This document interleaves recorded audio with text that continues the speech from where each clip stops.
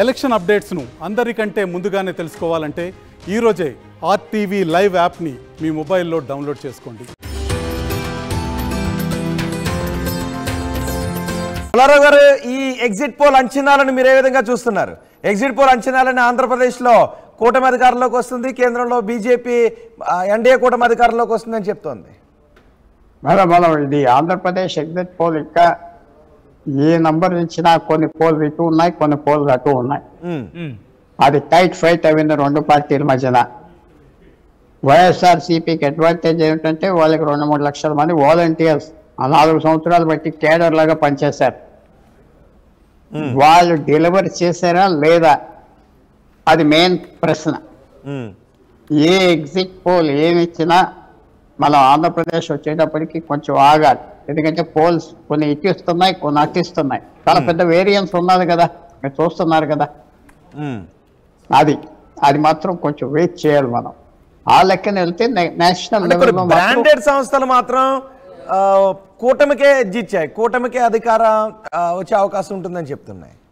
కొంచెం చెప్తున్నారు ఇంకా అంత. ఇప్పుడు నరేంద్ర మోడీ బీజేపీ అధికారంలోకి వచ్చేస్తుంది అంత క్లియర్గా ఢిల్లీలో చెప్పేది చెప్పట్లేదు కదా. కొద్దిగా రూమ్ ఉన్నది కదా డౌట్కి, ఇప్పుడు నరేంద్ర మోడీ గారికి 300 వస్తాయా, 370 వస్తాయా, 290 వస్తాయా? వస్తాయి. 290 వచ్చినా గవర్నమెంట్ ఫామ్ చేస్తారు. ఆ షూరిటీ వచ్చింది. అంత షూరిటీ వచ్చిందా? ఎన్ని పోల్స్ మీరు చెప్తున్నారు? కొద్దిగా డౌట్ ఉన్నది. అది ఇంకా మనం వెయిట్ చేయాలి తప్పకుండా. మీరు డౌట్ ఉందన్నారు, కానీ ఏ విషయంలో అండి? అంటే ఎటువంటి అంశాల్లో ఆ డౌట్ ఉంది? అయితే ఇప్పుడు మీరు ఎన్ని పోల్ సర్వేస్ గురించి చెప్తున్నారు కూటమికి వస్తుందని? ఎలాంటి పోల్స్ చెప్తున్నారు చెప్పండి? ఏ సర్వేస్? దాదాపు మనకి 15 ఉన్నాయండి. 15కు సంబంధించి 15 ఉండేదా? మెయిన్ సాలిడ్ ఏమున్నాయి? సాలిడ్గా ఉన్నాయి ఏమున్నాయి? టీవీ9 అలాగ లేదు కదా. అంటే మీ అంచనా ఏంటండి? మీ అంచనా నా అంచనా మనం ఆగాలి. ప్రిడిక్షన్ వీళ్ళకి అడ్వాంటేజ్ ఉన్నది, వాళ్ళకి అడ్వాంటేజ్ ఉన్నది. కొంచెం డౌట్ ఎవరికి అడ్వాంటేజ్ ఉన్నది, మనం ఆగాలి రెండు పార్టీలు.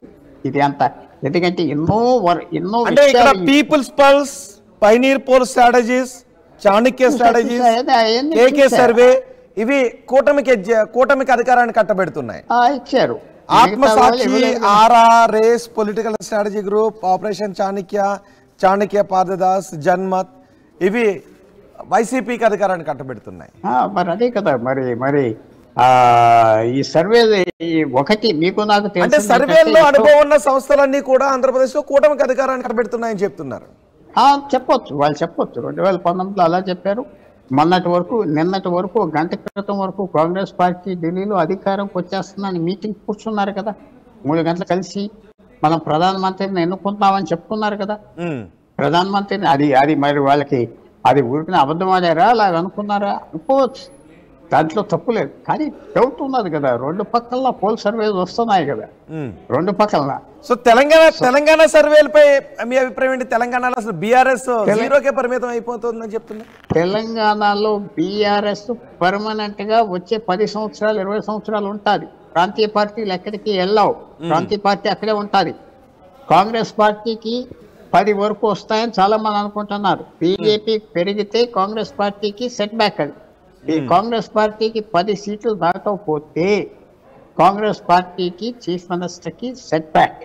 ఎందుకంటే 14 వస్తాయి, 13 వస్తాయి అన్నారు. కాబట్టి తప్పకుండా ప్రాంతీయ పార్టీ ఎక్కడికి వెళ్ళదు, తెలంగాణలో ఉంటుంది.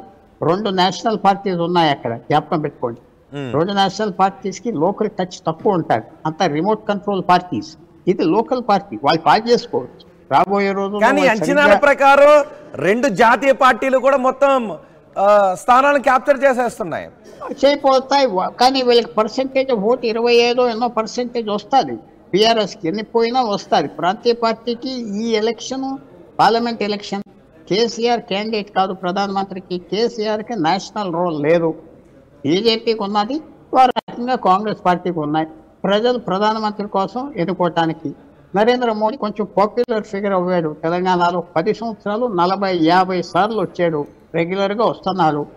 తప్పకుండా ఆయన ప్రధానమంత్రి కోసం ఒక ఏజ్ ఉండాలి. ఓట్లు కొంతమంది వేస్తారు, ఆయన ప్రధానమంత్రిగా ఉంటే పోయింది ఏముంది ఇన్నిసార్లు వచ్చేయడానికి. సో ఈ ఎలక్షన్ నార్మల్ ఎలక్షన్గా తీసుకోవద్దు. ఇది పార్లమెంట్ ఎలక్షన్. మోడీ ఒక పాపులర్ ఫిగర్. ప్రాంతీయ పార్టీ మాత్రం తెలంగాణలో వచ్చే 50 సంవత్సరాల తర్వాత గురించి మాట్లాడట్లేదు, వచ్చే 10-15 సంవత్సరాలు ఉంటుంది. అది ఎక్కడికి వెళ్ళదు, ఎందుకంటే రిమోట్ కంట్రోల్ కాదు, లోకల్ పార్టీ. లోకల్గా వెళ్ళి కారు ఎక్కి గంటలో వెళ్ళి ప్రెసిడెంట్ని లేకపోతే పార్టీ ఆఫీస్లో. సో లోక్సభ అంచనాల విషయంలో క్లారిటీ ఉంది, అన్ని స్థానాలు వచ్చినా రాకపోయినా బీజేపీ ఎన్డీఏ అధికారంలోకి వస్తుందనే క్లారిటీ ఉంది. కానీ ఏపీ విషయంలో మాత్రం కొంత అస్పష్టత ఉంది అని అంటున్నారు, రైట్? కరెక్ట్ కరెక్ట్ కరెక్ట్ అదంతా నా మరి మిగతా వాళ్ళకి వేరే ఒపీనియన్ ఉండొచ్చు. నాకు పొలిటికల్ అనలిస్ట్ రాజేష్ గారు ఉన్నారు, అలాగే చందు శ్రీనివాస్ కూడా ఉన్నారు. రాజేష్ గారు ఏమంటారు మీరు?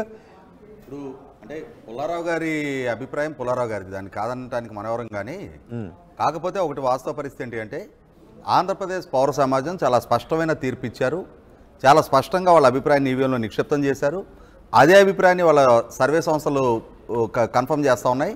అంటే ఇప్పుడు కూటమిని కూటమి గెలుస్తుంది అని చెప్పిన సంస్థల ఎగ్జిస్టెన్స్ గురించి పుల్లారావు గారు ప్రశ్నిస్తున్నారు. వైసీపీ గెలుస్తుందని చెప్పిన సంస్థలు ఏమన్నా పెద్ద మహానుభావుల సంస్థల? సంస్థల అలా కలదు. సంస్థలన్నీ డూబియస్, సంస్థలన్నీ డూబియస్, డౌట్ఫుల్ రిజిస్ట్రేషన్. కానీ ప్రజల అభిప్రాయం రూట్ లెవెల్ నుంచి అందరం చూస్తున్నాం. చాలా స్పష్టమైన వ్యతిరేకత ప్రభుత్వానికి వ్యతిరేకంగా అక్కడ రిఫ్లెక్ట్ అయింది. 100% జగన్మోహన్ రెడ్డి గారు ఇంటికి పోబోతున్నారు. కూటమి ఘన విజయం సాధించబోతుంది. పార్లమెంటు స్థానాల్లోనూ అసెంబ్లీ స్థానాల్లోనూ 1994 రిపీట్ కాబోతుంది. Mark my words. రేపు 4వ తారీఖు రోజు కూడా స్పష్టం అవుద్ది. 1994 మళ్ళీ రిపీట్ కాబోతుంది. పుల్లారావు గారు ఆయన హ్యాపీగా అంటారు, నేను కాదని అంటానికి ఎవరు? ఆయన దట్స్ హిస్ ఒపీనియన్. ఆయన happy opinion. I respect every one opinion. నా ఒపీనియన్ ఏంటంటే ఏపీలో పోస్టల్ బ్యాలెట్ పెరిగింది, ప్రజా బ్యాలెట్ కూడా, ఈవీఎం బ్యాలెట్ కూడా పెరిగింది, ఓటింగ్ పెరిగింది, 81% నమోదైంది. అవ్వచ్చు. ఇప్పుడు అంటే మొదటి నుంచి జగన్మోహన్ రెడ్డి ప్రభుత్వంపై కొంత అసంతృప్తి ఉంది. మనం దేని మీద వెళ్తున్నాం? ఎగ్జిట్ పోల్ సర్వేస్ మీద వెళ్తున్నాం, అంతే కదా. మనం సొంతంగా కాదు కదా, మన అభిప్రాయం కాదు కదా. నా అభిప్రాయం నా లోపల ఏదో ఉంటుంది, నేను నా అభిప్రాయం ఎలా ఉన్నది అంటానికి కాదు కదా. ఆ ఎగ్జిట్ పోల్ సర్వేస్ మీద వెళ్తున్నాను. అవి కొన్ని ఇటు ఉన్నాయి, కొన్ని అటు ఉన్నాయి. అవునా కదా? కరెక్ట్. ఇప్పుడు ఇక్కడ పుల్లారావు గారు ఒక మాట, మీరు ఇందాక ప్రస్తావించినట్టుగా వైసీపీ పార్టీకి 2,60,000 మంది వాలంటీర్ల సైన్యం ఉందని చెప్పారు కదా.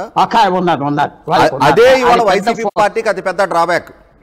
ఎందుకంటే జగన్మోహన్ రెడ్డి గారు వాళ్ళ పార్టీకి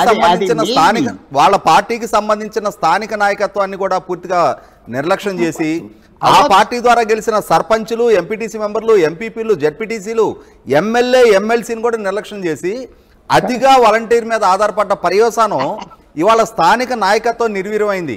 ఇవాళ గ్రామ స్థాయిలో పోల్ రెస్పాన్సిబిలిటీ తీసుకోవడానికి కూడా చివరికి ఎప్పుడైతే ఎలక్షన్ కమిషన్ వాలంటీర్లు వాళ్ళ ఇన్వాల్వ్మెంట్ ఉండడానికి వీల్లేదని చెప్పని ఒక నిర్ణయం ప్రకటించిందో ఒక కన్ఫ్యూజన్ అరైజ్ అయింది.